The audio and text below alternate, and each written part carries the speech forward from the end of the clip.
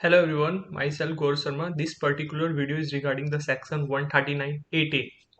तो section 139(8)(a that is जो introduce किया गया था 2022 में अपडेटेड रिटर्न के लिए। There is lots of confusion कि क्या हम रिटर्न भर सकते हैं जो प्रीवियस ईयर का हमने रिटर्न फाइल नहीं किया है। तो सेक्शन क्या बोलता है? सेक्शन 139(8) बोलता है कि any person who has furnish the return under the section 139(1), 4 और 5। तो 139(1) ओरिजिनल रिटर्न का, रिवाइज रिटर्न और बिलेटेड रिटर्न जो तुमने फाइल करी है, और person who has not file the return. तो सबको अपॉर्चुनिटी प्रोवाइड करता है कौन? सेक्शन 139(8)(a जो अपडेटेड रिटर्न का सेक्शन है, वो चारों पर्सन को अपॉर्चुनिटी प्रोवाइड करता है, जिन्होंने ओरिजिनल रिटर्न फाइल करी, जिन्होंने बिलेटेड रिटर्न फाइल करी, और जिन्होंने रिवाइज रिटर्न फाइल करी, और जिन्होंने रिटर्न फाइल नहीं करी। The reason being that this is an opportunity. Intention क्या था रिवेन्यू का? रिवेन्यू का इंटेंशन था इंक्रीजिंग द टैक्स कंप्लाइंस और लिटिगेशन फ्री इन्वायरमेंट को प्रमोट करना। कि अगर कोई पर्सन है जो मतलब लिटिगेशन में नहीं जाना चाहता, उसको लगता है कि उसने लास्ट ईयर या जो पिछले फाइनेंशियल ईयर है उसमें जो टैक्सेबल इनकम डिक्लेयर की है वो less than which is need to be declared, in that case the person file कर सकता है अपडेटेड रिटर्न। दो intention the objective of the government is clear कि उसको अपना टैक्स रेवेन्यू इंक्रीज करना था by providing an opportunity to the tax payer without any litigation.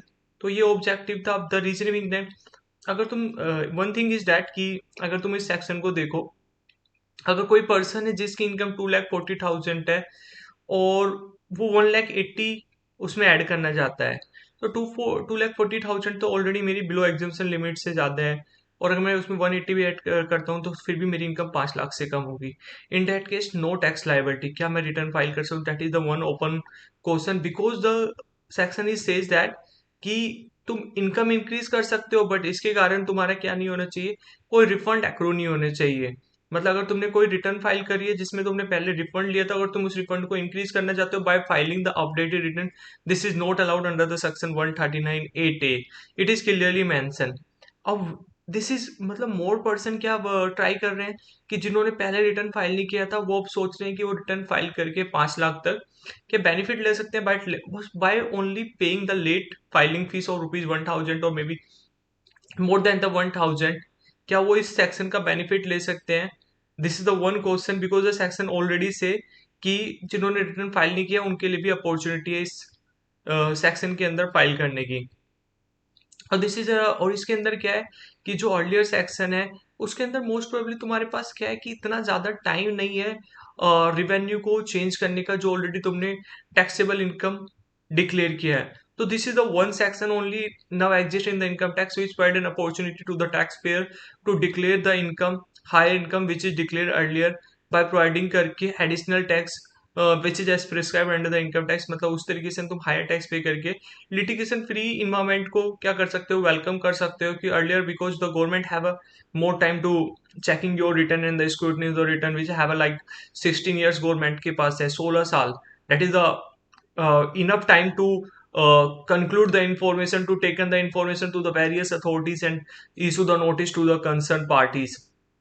And this is certain notice to the issued regarding declaration of the fake exemption, and this is one of the section where you can conclude your return and changes it can be made in the return. If you have make earlier the fake deduction, so you can if any notice not issued to you, so then you can declare the return, declare the income under this section by providing the additional income, and you can pay the tax easily on the electronic mode.